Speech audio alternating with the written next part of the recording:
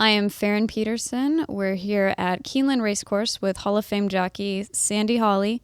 Thank you to Keeneland for letting us use the Lafayette Room. Welcome back to the Boundless podcast. I'm your host, Dr. Ferrin Peterson, a professional jockey and veterinarian in Lexington, Kentucky. We're here to learn from stories of resilience, risk-taking, and perseverance. Sandy has a long list of accomplishments. We will only mention a few. Sandy is in the Canadian Horse Racing Hall of Fame, Canada's Sports Hall of Fame, the United States Horse Racing Hall of Fame. He was a Canadian champion jockey by wins, the U.S. champion jockey by wins, and Canada's most outstanding athlete 2 times. Oh, thank you, Ferrin. You did your homework. Yes, thank you for joining us today. Pleasure to be Squeezing with us you. into your Thank you. schedule. So, how did you first find yourself aboard a thoroughbred? Actually, I didn't know anything about horses, and my uncle, when I was 16 years old, amazingly, he said to me, "You're the right size. You should think about becoming a jockey." And his name was Uncle Webb Bride, God rest his soul.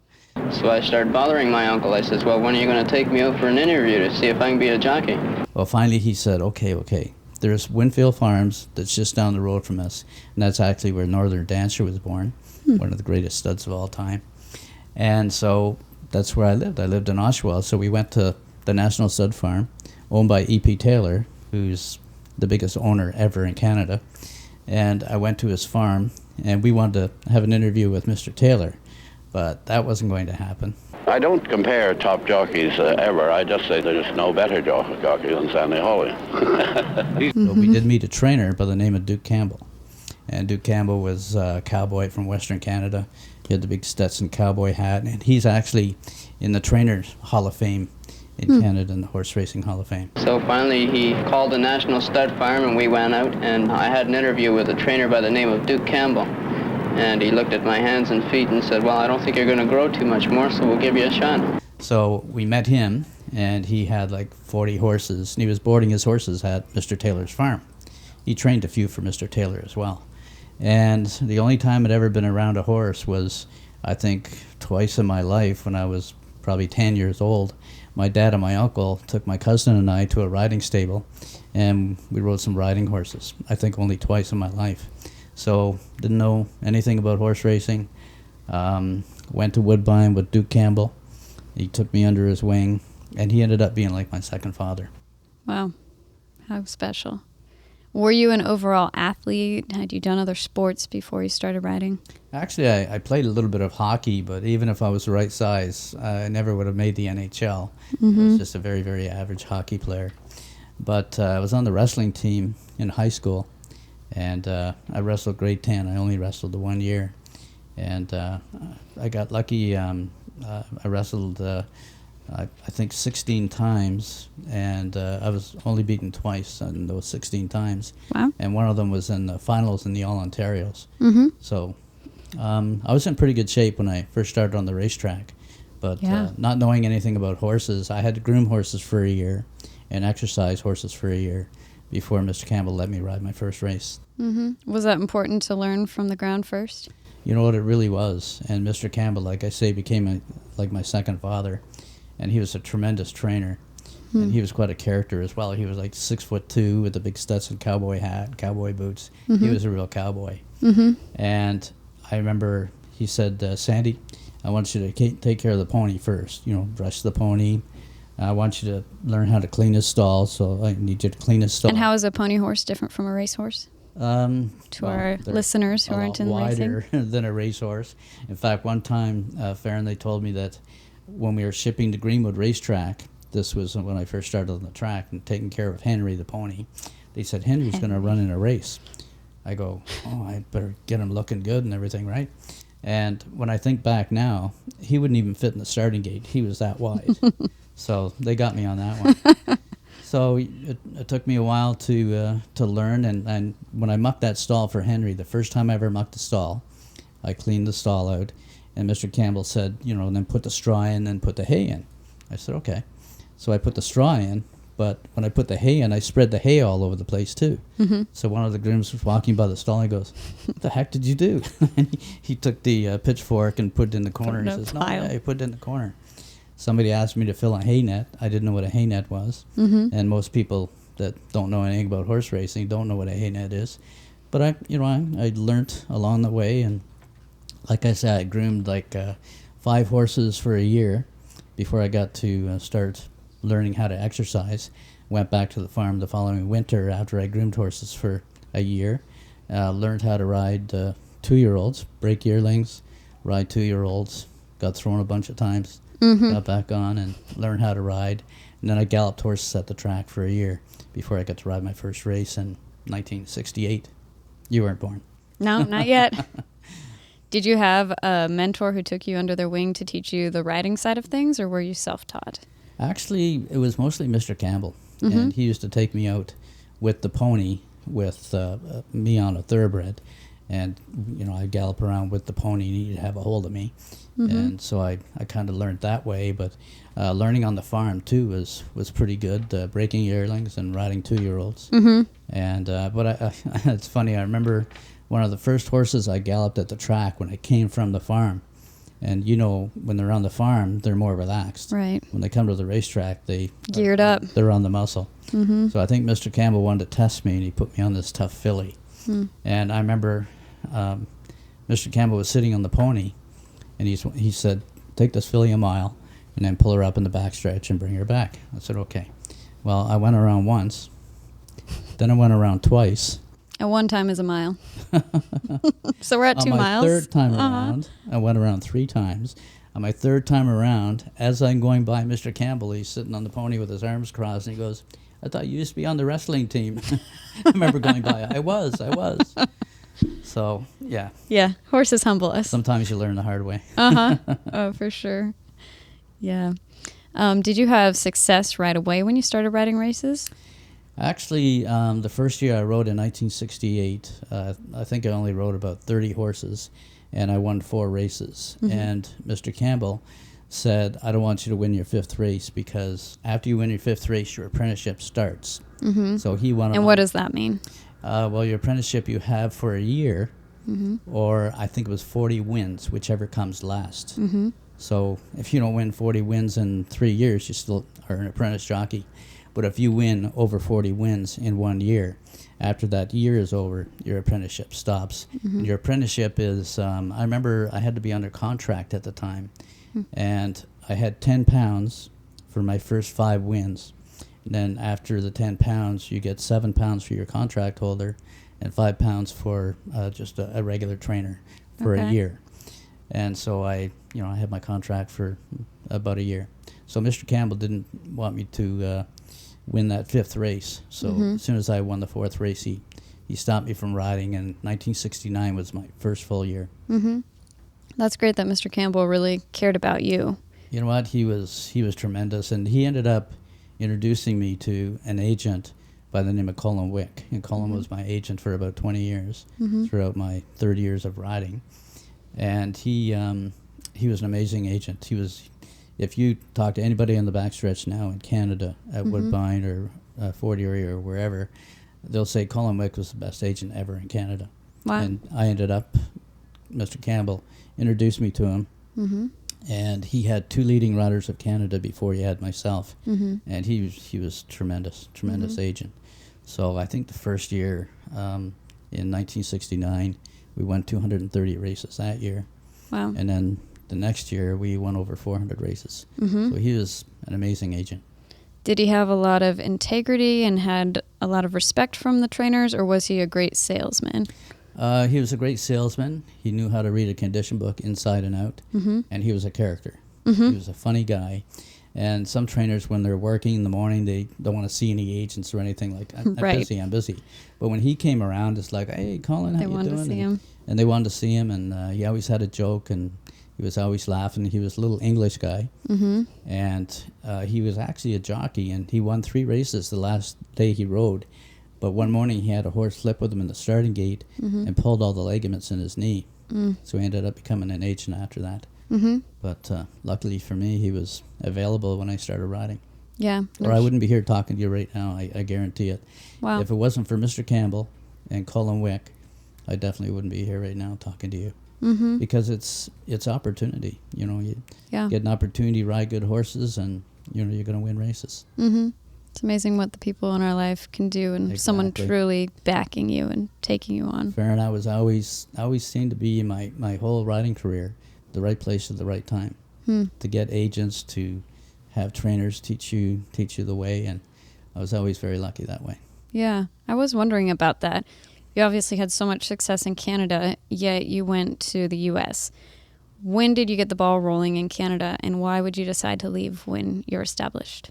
Well, as I mentioned, the first year I rode in '68, I only won the 4 races, and Mr. Campbell stopped me. But the next year, we ended up being the top apprentice in North America. We won more races than anybody. How many wins? 230 wins. In a year. Yeah. Mm-hmm. And so anyways, I remember Colin Wick saying, we should go somewhere in the winter. Because, of course, in Canada, we don't have racing in the wintertime. We usually finish in December. Mm-hmm. So throughout the rest of the winter, I remember the first 2 winters I went to Florida. And then for 2 winters, I went to Laurel, Maryland. Mm-hmm. And then 1 winter, I went to Arkansas.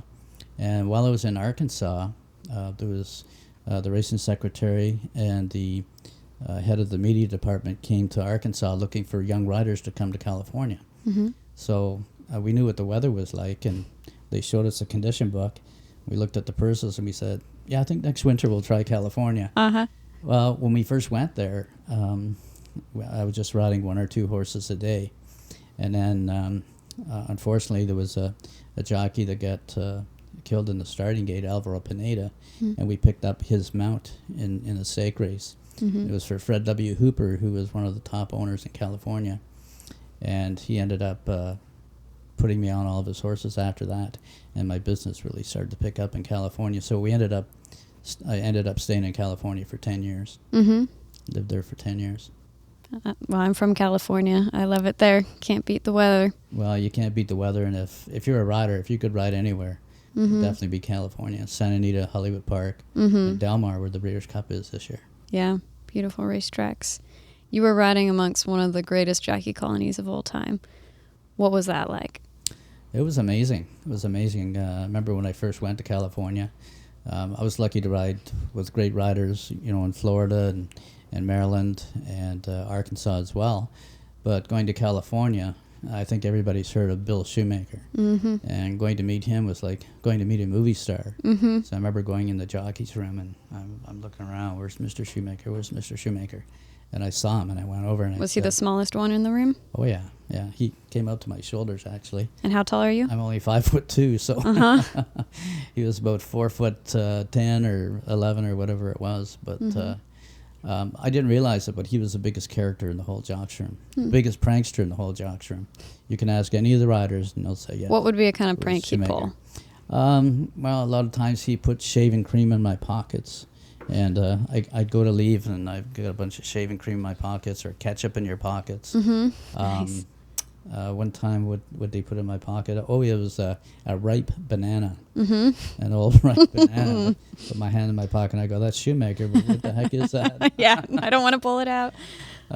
So Chris McCarron's got some good stories to tell you about Shoemaker as well. Uh-huh. But I'll have to ask him. Chris and we were in the same corner. Mm-hmm. But...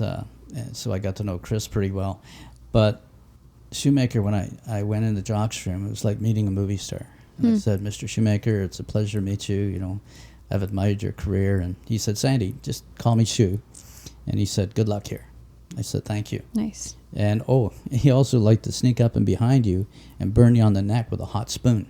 He'd dip it in his coffee and burn you on the neck. And sounds like he had too much time on his hands. What am I going to say? Thank you, Mr. Shoemaker.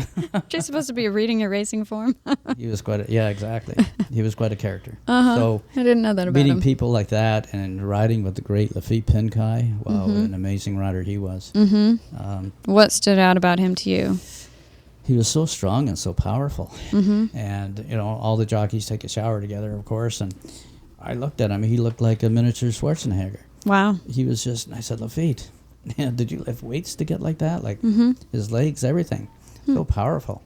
And he said, no. He said, it's just the way I am naturally, and I don't want to have this much muscle, but I can't help it. Mm-hmm. And he was amazingly strong, especially when he came down the stretch.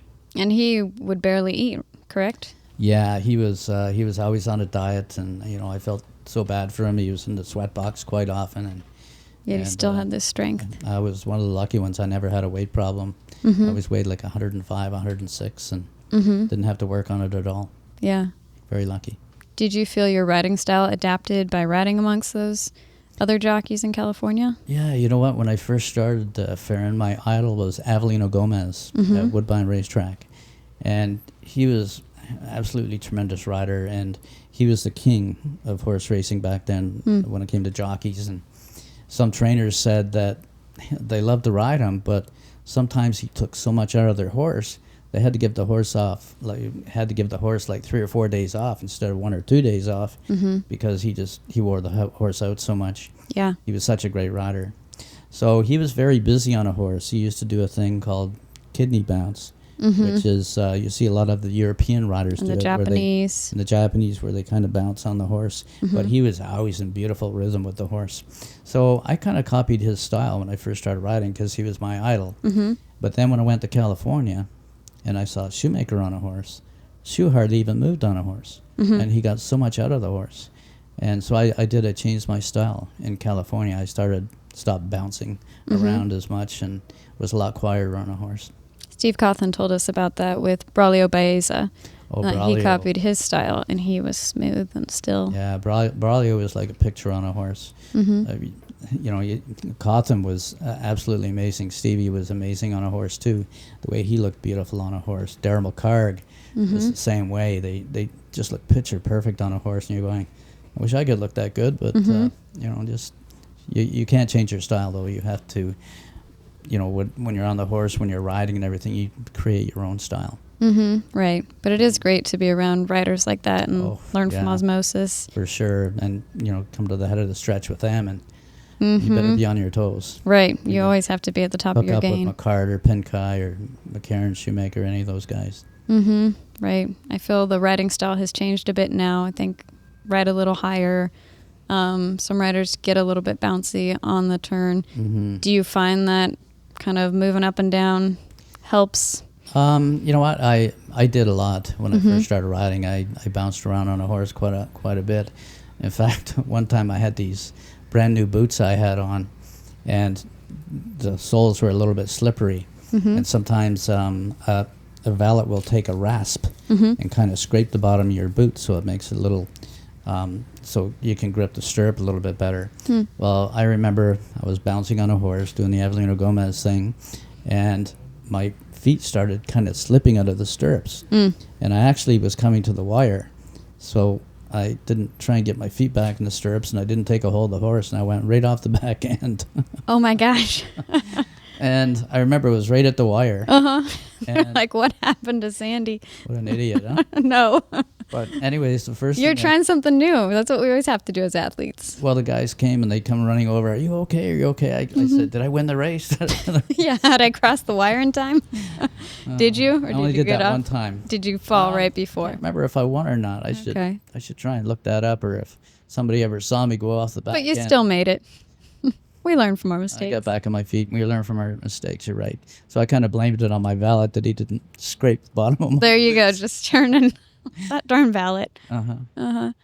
What was the biggest difference between racing in Canada and the U.S.? Especially California, speed. So highly speed Have oriented. to break out of the gate running.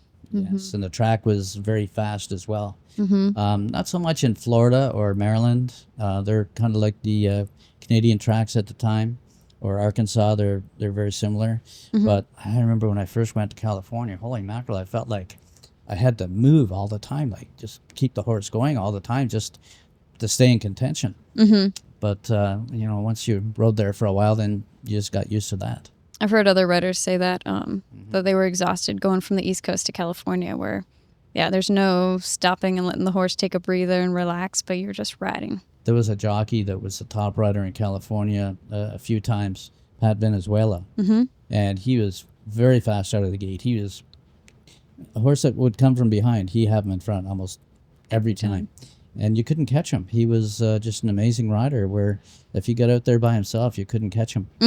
And I remember one time they changed the surface at Hollywood Park, and I don't think they screened it properly because there were a lot of rocks and pebbles and everything coming back and hitting the riders, and some riders got cut, and some riders their goggles. I remember my goggles got broke by a rock, and you get hit in the knees. And so we finally wanted to have a meeting with the stewards. So we went in to have this meeting with the stewards, and we said, you know what, you have to have some people go out there and pick up these rocks. And I remember they had about 10 people lined up across the track, and they had a bucket, and they filled those buckets up.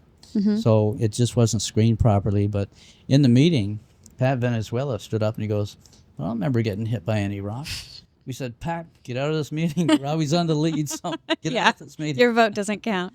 Exactly. I've heard that about Pat's style, where he'd be on some horse that never ran for anyone, and they're watching the horse's tail, and I know that feeling. You think, well, that horse is going to come back to me easy. I'm just going to sit chilly, and then they just continue on, and you're like... I don't know how he did it, but he was a pretty amazing rider. Yeah, very natural with a horse. From Argentina to Hawaii, the legacy of polo continues. Welcome to the Equiscope Polo team, led by the legendary John Thorpe, where tradition meets innovation on the Pacific Coast. This season, we bring global talent, elite horsemanship, and cutting-edge technology with electro-equiscope technology. Our horses stay stronger, recover faster, and play harder, all under the tropical skies of Hawaii. With John's roots in the world capital of polo and our commitment to excellence, we're proud to host thrilling matches, youth training programs, and unforgettable community events. It's more than a game, it's a movement from the Pampas to paradise. Follow our journey at Equiscope Performance and come experience polo redefined. This season, Hawaii becomes the new capital of performance and passion. See you on the field. Did your climb to the top feel long? Actually, I got lucky at the very beginning with Mr. Campbell. He introduced me to Colin Wick, who was a tremendous agent. So kind of right off the bat, he had great customers.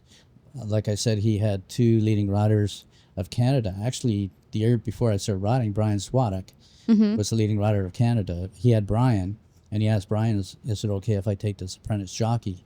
And Brian said, okay. And so I'd be riding a lot of his second calls. And just my business really took off. And he also had a jockey by the name of Jim Fitzsimmons. Jim Fitzsimmons, years ago, way before you were born. He probably started riding before I was born as well, but he was a journeyman when I first started riding, and he was leading rider of Canada as well. So my agent, Colin Wick, he had a lot of good customers to begin with. And when my business started taking off, then, he was a pretty amazing agent. And kind of right from the beginning, my business took off. And like I say, the next year we won over 400 races, and it just went on from Over there. 400 in a year. Yeah, that's amazing. When you were at the height of your career, did you feel the pressure was finally off, or did it just change? Well, the pressure is always on. Anytime you go to a track, you're going to ride against great riders. I remember when I went to Maryland, there was a guy called Vince Berkeley, and everybody loved him in Maryland, and he was the top rider when I went there, and we ended up battling a few times for leading rider. So, yeah, it was tough trying to stay on top. And I remember my agent, Colin Wick, if they had 9 races, chances are we'd be on 9 horses. And I used to always say to him, Colin, if you could give me just a break sometime through the day, because when you're riding 9 a day, every day it was pretty tough. 7 days a week usually? No, it was just 5 days a week. Okay. And some places you went to was 6 days a week. But mostly 5 days a week. I know some of those circuits you can be riding multiple stakes, and the agent's shipping you around because they got the hot jockey. And sometimes people look at it and they go, oh, well, you just go out and you're in post-bred, you go to the gate and you're only on the horse for like 2 minutes. Well, you're on each horse for about 15, 20 minutes because you have to get on the horse in the paddock, go to the post-parade, take them to the starting gate, you ride them in the race, and then you have to bring them back. So you're on the horse for 15, 20 minutes sometimes. And we also, people don't realize that we have morning workouts too. When you're riding, you have to keep your business going, and you have to come out in the mornings and get on some guys got on 8 or 10 horses in the morning. I used to get on 4 or 5 in the morning, but just to keep your business going. Yeah, people are always surprised to know that we don't get paid for that part. And you don't get paid for that part, and hopefully you get to ride that horse in the afternoon. Right. Yeah. Getting paid when you ride the race, but you got to put in all the time before. Exactly. Was it worth it? Yeah, it really was. I was very, very lucky, like I say, being in the right place at the right time so many times. And, the hard work, I worked really hard for the 2 years I lived on the backstretch. I lived in a tack room for 2 years, groomed for, like I say, a year, and exercised for a year. And during that period of time, too, some of the grooms, they didn't work on the backstretch. Well, they worked on the backstretch, but they didn't live on the backstretch. And I'd tell them, I'd say, you know what, 5 o'clock, when your horses need to be water off or fed or something like that, I can do it. You don't have to come all the way back to the track. So my buddy and I used to, Duke Campbell had 30 or 40 horses. So we'd water off or feed 40 horses. So, yeah, I worked really hard, and that was 7 days a week. When you're galloping horses in the morning and learning how to ride and grooming horses, it's 7 days a week. So I did that for 2 years, and yeah, I worked hard when I first started out. And of course, when you start riding races, you have to come out in the mornings, you have to ride in the afternoon. And some people would say, I'd like to take you out to dinner, some of the owners, or come upstairs for a drink or something. Yeah. I was just so tired, I just wanted to go home and go to bed. Have something to eat and go to bed. Yeah, I find that, especially during Keeneland, when the connections are in town and you want to be able to spend that time with them and help your business and just be able to establish a relationship with the people who are backing you. But it is exhausting. We're getting up early. It's very exhausting. I remember, it's funny, at Woodbine, after I retired from riding, I got to know Woodbine because I worked up in the media department, and one of my duties was to go and see some of the groups that were at Woodbine, so I had to know where all the dining rooms were.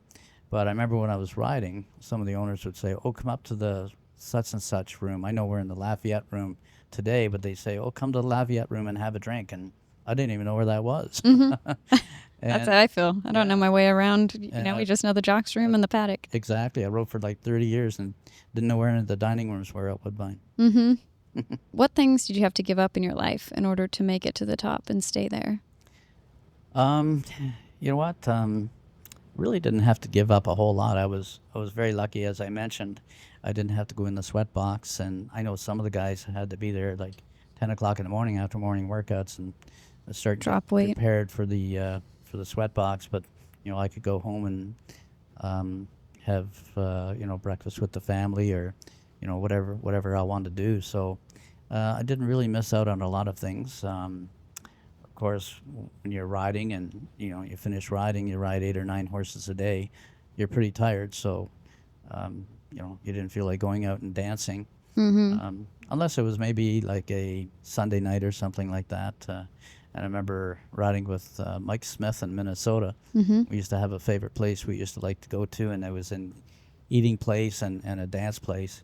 And Mike Smith is the best dancer, jockey dancer that I've ever seen. He's an amazing dancer. And so all I could do is do the twist, the old version of dancing. And he said, you teach me how to do the twist, and I'll teach you some of my moves. I go, okay.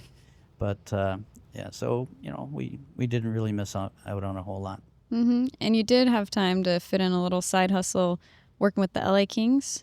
Yeah, actually, when I first went to California, when I decided to stay for full time, I decided to get season tickets for the LA Kings. So I got season tickets for the Kings, and I had them for about 4 or 5 years. And actually, the first year I had them, the gentleman that was sitting beside me, he had 2 seats as well. And he said, I'm going to give these 2 seats up. Do you know anybody that might want them? And I asked Chris McCarron when I got to the jock room. He says, yeah, I'll take them. So we had 4 seats together for like 5 years. There was a gentleman called Bill Murris who ran the penalty box, and he was actually the boss of all the off-ice officials, and he ran the clock as well. And he come up to my seats one night, and he says, Sandy, no pun intended, but I'm short a guy to work in the penalty box tonight. Can you come down and work in the box? And I'd never been near a penalty box. I'd been to a lot of hockey games, but it's an NHL hockey game, and he wants me to work in the penalty box? And I said, well, what do I have to do? And he said, well, just write down the time the guy goes in. When he gets out, let him out at the appropriate time. So I said, okay, I'll give it a try. So I went down. It was kind of a quiet night, thank goodness, and just a few penalties here and there, and I did it. And I told Bill, I said, Bill, I had a great time. I said, anytime you want me to do it again, let me know, and I'll do it. Mm-hmm. And he said, well, Sandy, I got retiring pretty soon. If you want to do it full time. And I said, okay. And so I gave up my Caesars tickets. Mm-hmm. I got the NHL jacket, and I worked in the penalty box for the LA Kings for 5 years. Mm-hmm. So it was pretty cool. That's great. I'm surprised you had the energy after riding the card.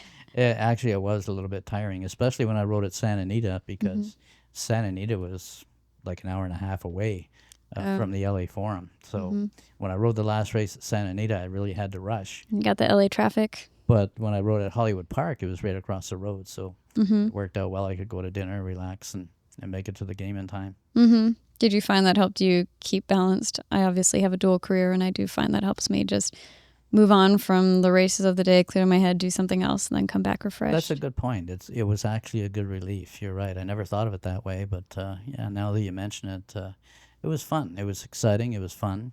I got to meet a lot of the NHL hockey players. Mm-hmm. And Did you guys work out together? At that time, most of them were from Canada. Oh, okay. Didn't really work out together, but we did do a stress test one time where all the hockey players came in, the football players, the basketball players, baseball, and I mentioned the hockey players as well. And all the jockeys went in as a group, and we did a stress test. What's a stress test? Dr. Robert Curlin set it up where you'd have to go on the treadmill, and then they do your body weight, how much body fat you have and everything. Mm-hmm. And the jockeys were fitter than any of the athletes. All right, take that. Yeah, we were in pretty good shape. Lafitte Pinkai, I think he had like 2% body fat or something like that. Wow. And the only guy that beat Shoemaker on the treadmill was a long-distance runner. Really? So, yeah. He was I didn't pretty know fit. Shoemaker was such a runner. I didn't either. Uh-huh. Did you have a workout routine? Not really. Just getting Not on really. horses? People would ask me, what do you do to stay in shape? And I go, well, I ride 8 or 9 a day, and then I get on 4 or 5 horses in the morning, sometimes 7 days a week in the morning. And I said, I'm just tired. I want to go home and go to sleep. But a lot of the riders now, they do extra workouts. They get on the bike. They maybe lift a few weights or whatever if they need to strengthen up anywhere. And, some of the jockeys do like taekwondo and all those other exercises and that. But I think athletes these days are more aware of that stuff. And also back in the day when I was riding at Woodbine when I first started and everything, they didn't have a gym at the racetrack, and most racetracks you go to now in the jockey's room, they'll have a gym where you can go and work out a little bit, but didn't have it back then. Yeah, and I like it that we can warm up before we go out and ride. Exactly. Well, I used to, before I rode, I used to always stretch, do a lot of stretching exercises before I rode, yeah. Uh-huh. Nice. I don't see that often in the room. I often bring a yoga mat to do that. That's a good idea. Really good idea to warm up beforehand. You see all the athletes, the football players, you see the hockey players, even the track and field. When you see the Olympics, you see the people stretching and getting ready to go out there and do their thing. Yeah. Did you have a big horse that you did well with, but was initially tricky to figure out how to ride and how to cooperate with? Actually, I've been asked who my favorite horse was to ride, and that's more or less the same question. And his name was Shankite. It's really easy to answer. And it was in California. I rode him in California. And Manny and Selma Uko were the owners. They treated me fantastic. And I think I rode him every start of his career. I'd love to see the PPs on him sometime. I think he ran about 30 times. And I think I rode him 30 times. I rode him as a 2-year-old all the way up till when he retired. I think he retired when he was 5 or 6. But he was such a cool horse to ride. In post parade, he could have ponied the pony. Cool. He was that easy to gallop. And when I got on him in the paddock, a gun could go off and he wouldn't even jump. He'd be like, what was that? And Very cool. And he could run too. He actually set a record going 6.5 furlongs down the hill at Santa Anita. So he was a great sprinter. Wow. That's never a fun went feeling. Distance, but he was a tremendous sprinter. And like I say, he used to walk to the starting gate, and most horses are bouncing around. And if I could have every horse that I rode be as cool, calm, and collected as him, my job would have been a lot easier. So he was a pretty cool horse to ride. So he was your favorite horse, but he wasn't tricky to figure out. Oh, not really. Not really. Yeah, I've rode some that were tricky to figure out and some that were pretty nasty on the way to the starting gate. There was one good horse called Kennedy Road, and I ended up winning the Queen's Plate on him. And he ended up coming to California. I didn't come with him, but Shoemaker ended up riding him. And Shoe won a couple of big races on him in California. And he was pretty mean and nasty on the way to the starting gate. He used to try and mount the pony all the way to the starting gate. And I remember I went to Florida to ride him one time, and not really tricky to figure out, but tough to ride. And I remember when he went to Florida, I think he was going to run the Florida Derby. And so anyways, I was going to ride him, and he used to try, like I say, he used to try and mount the pony all the way to the starting gate. And the guy that used to take him at Woodbine and in Canada, he really knew him, and he would, be really stern with him and make him pay attention. So I loved when Dave Graham took him to the starting gate. It is awesome when you have the right pony person taking you to the gate. To Florida, I said to Mr. Bentley, Mr. Bentley, Dave Graham's here, right, to take him to the gate? He goes, no, but we got the best pony boy here. I'm going, oh, crap.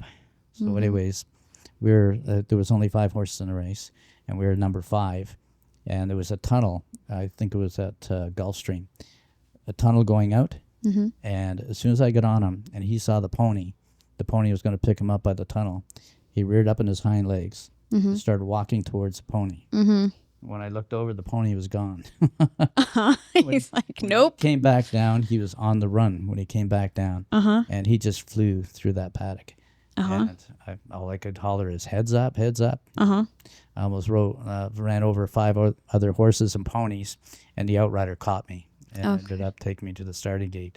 Yeah. It was a little scary. Yeah, we become very appreciative of outriders and the pony people. And pony boys, yes, for sure. Makes a big difference on those types. You got it. Yeah, but then it's rewarding once you get into the starting gate and you go, okay. He could really run. He could really run. He was an amazing horse.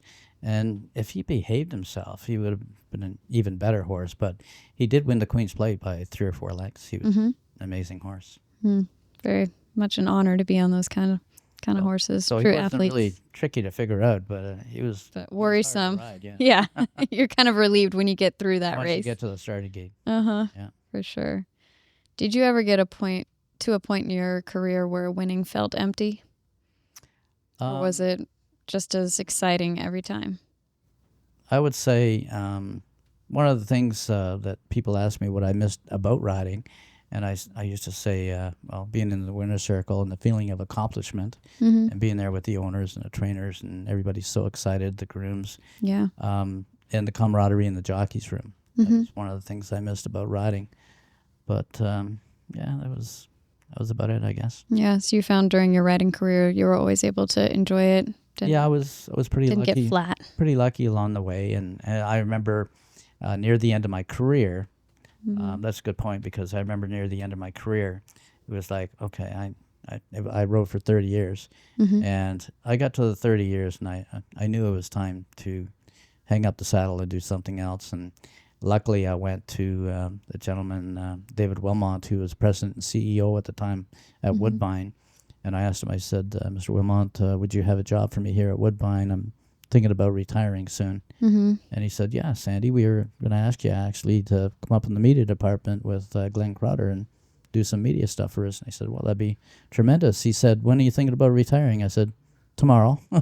Really? So, yeah, I was ready. But I ended up finishing out that year, and I rode part of the next year, which was 1998. And I retired on Canada Day. Oh, yeah. Awesome. Yeah. Yeah, I listen to a lot of athlete biographies, and it's interesting how some people, the climb to the top ends up being their favorite part, even though I'm in that climb. When we're in that climb, you just feel like you want to be at the top of the mountain. And then they say sometimes when you get there, it's sort of like, okay, now what? And you stayed on the top for so long. So it's encouraging to hear that you were able to still enjoy it, still find fulfillment. The wins still meant something. They did all the way up until when I all of a sudden got in my head, okay, I'm thinking about retiring this year. I was going to retire the year before, and I thought, well, let me ride for one more year. and then go from there. But I do remember that, it was time to move on. And, you just get to a point and all of a sudden in your head. But that was a very good question because you're right. All of a sudden it clicks in your head. Okay, I think it's time to retire. Mm-hmm. Yeah. But actually, when I did retire and I went up into the media department, we got the slots at Woodbine. Mm-hmm. And we got the slots at Woodbine. The purses jumped up. Doubled. Wow. They doubled. Uh-huh. I was thinking about coming out of retirement. I thought, no, you want to retire? No, that's it. So don't think about it. Yeah, I'm sure that's hard to see. You go, wait, I could outrun it. Yeah. But you know what? I've seen you ride. You're a tremendous rider, and you get a lot out of a horse. And all you need is opportunity. If you get opportunity, you're going to do really well. Thank you. Well, it's inspiring to hear you talking about the people who really backed you and stayed with you the whole way.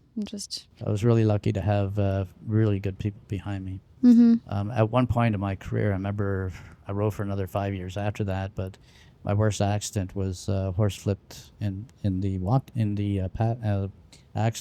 post parade. Okay.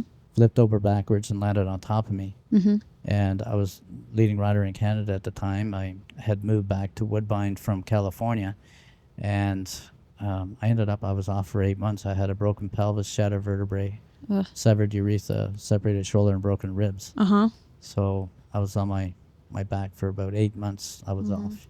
And when I came back, it was like starting all over again. Like people they wanted to see you ride first.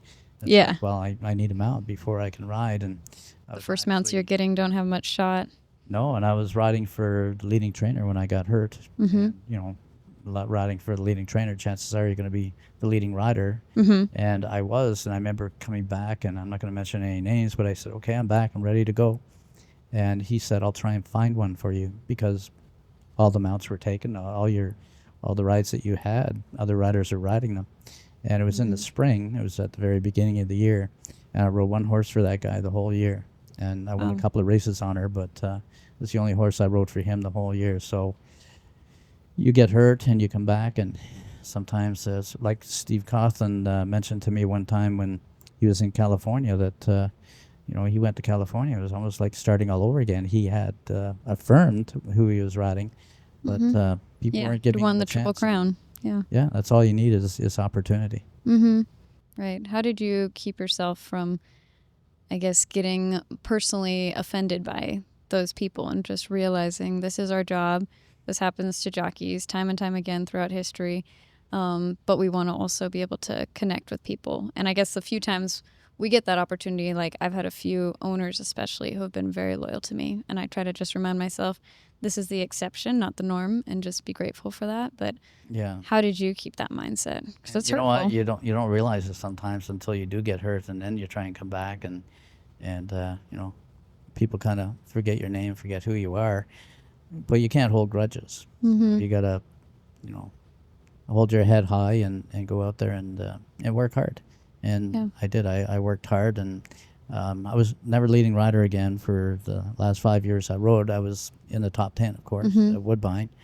But anyways, you just keep working hard and battling through it. And like you say, some of the people were really loyal to me, but they only had 4 or 5 horses, maybe 10 horses, not the guys that had 50 or 60 horses.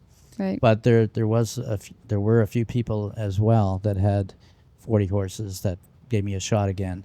And slowly but surely, I started getting back into different barns, and people were pretty good to me after that. But it's pretty tough sometimes when people kind of forget who you are, and you just keep working hard and keep your head high. Yeah, that's great.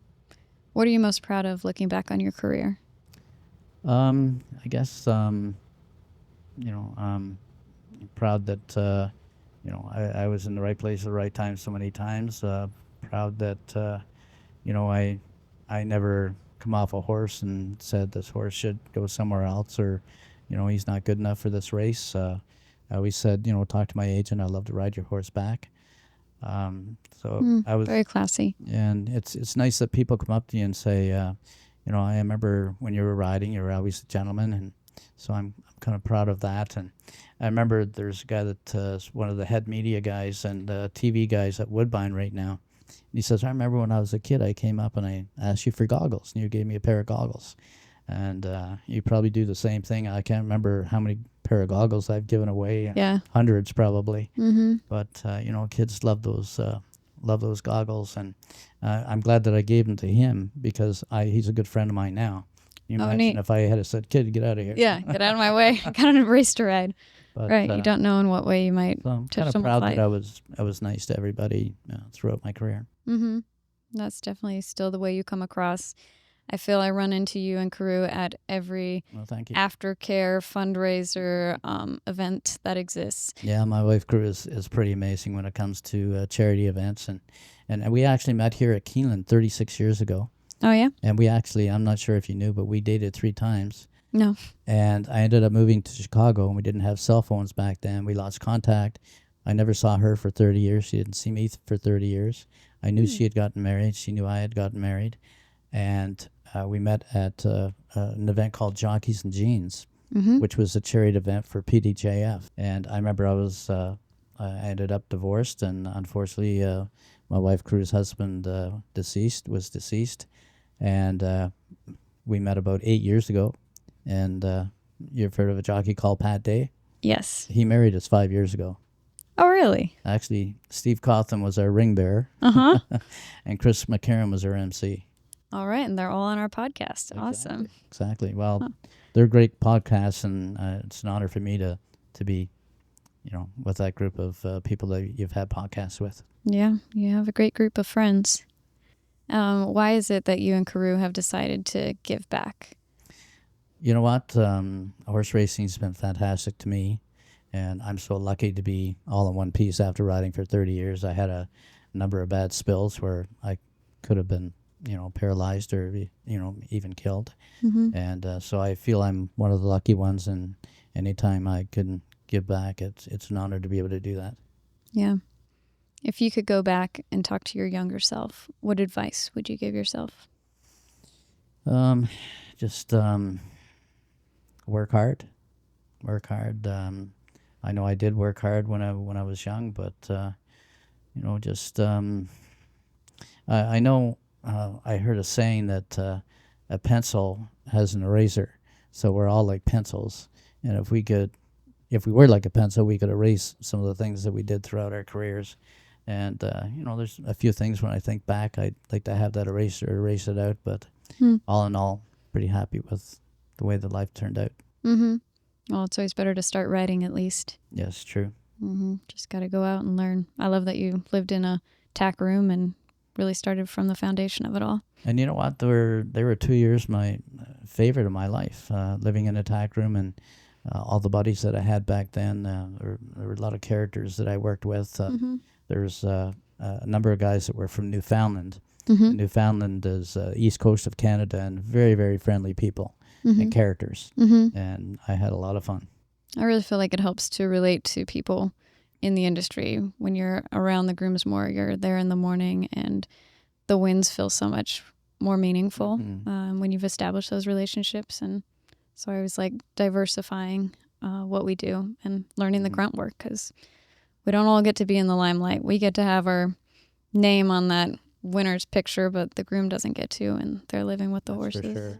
The Thoroughbred Industry Employee Awards is a globally sponsored program by Godolphin to reward and recognize thoroughbred industry staff. It is celebrating its 10th year in the U.S. and has awarded over $1 million in prize money to over 250 individuals. Nominations are now open and close on July 14th. The ceremony will be in Lexington, Kentucky on Tuesday, October 21st. There are 7 categories in which people can be nominated. Anyone can nominate. Please visit the website tiea.org to nominate. Call the Godolphin office with any questions on the process. Candidates do not have to be U.S. citizens, they just have to be working in the U.S. legally. Please send in your nominations. There's a category for everyone. You said there are some things that you could change, and one thing I remember when I was grooming horses, we used to go to the drive-in theater, and we didn't have very much money. So there'd be 4 of us go to the drive-in theater. So there were 2 of us that were really small. We used to get in the trunk. Only pay the go to the drive-in theater. We would go to the back of the parking lot, and then they let us out. And we didn't do it very many times. We did it a few times. And I remember I got my own vehicle.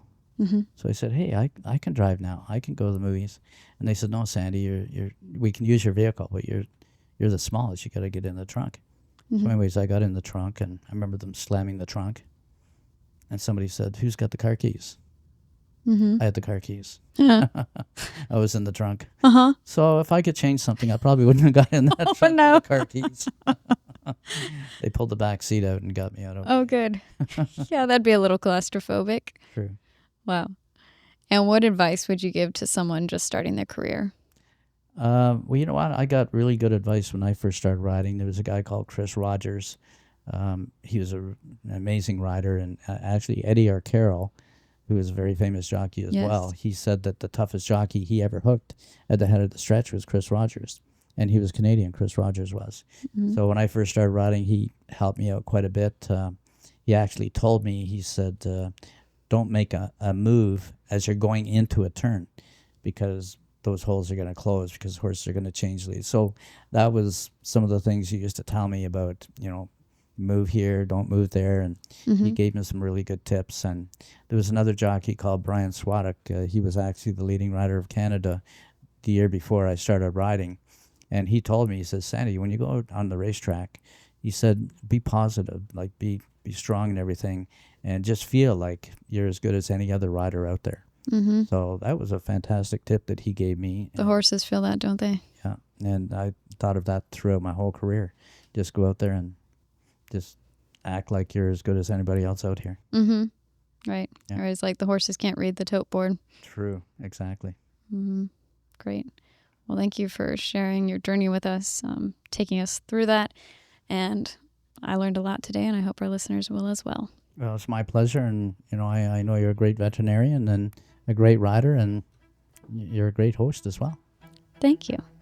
Thanks for being on. Thank you. And now for a moment from our next episode with Caitlin Morgan, airing June 5th, 2025. I love foaling. Yeah. There's nothing like seeing a young thoroughbred and watching them stand up for the first time and bob their head. And It's the best. yeah. The little whinny that the mare makes, like right after she foals to her baby, is like, it sounds so cheesy, but it really is like the greatest thing in the world. It never, ever gets old. Boundless is a podcast that explores the stories of individuals who have accomplished the seemingly impossible by breaking molds and redefining success through unique challenges, pivotal moments, and unbreakable determination.